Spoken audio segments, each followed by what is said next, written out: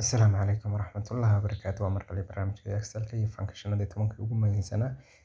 Marka waxaan arkaynaa waxaan la dhahdaa waxaan halkaas kaga soo wadaynaa isla kuwii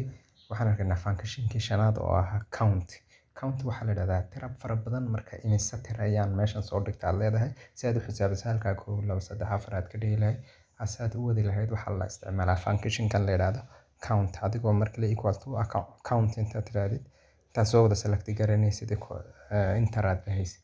halkaas marka tirada halkaa taalo imise tira ay taala 1 2 3 halkii aan ka oran lahaa equal baan leeyahay count yaan la ii tiri kadib waan soo wada dooranayaa tirada oo dhan saas ma soo wada doortay enter ayaan leenahay enter markaan idhaahno kadib 10 tiro ayaa halkan ku taala ayuu leeyahay Excel saasuu noogu sheegayaa si sahlan halkan sida hal ugu soo tirin lahayn anagoo marka la sidaas si sahlan ugu soo tirino ayaa ka sahlan markaas waa functionkii shanaad maxaa la dhahdaa kuwii aan soo wadnay afraad baan u jeedaa kuwii aan soo wadnay functionadii kaas kan imika haddaan nambaro kaliya u tirinayaa sababtoo imika magacaanta haddaan count intaan idhaahno magacaanta aan wada dooranno aan soo wada jeedno internet ibar iyo noo soo dhigaya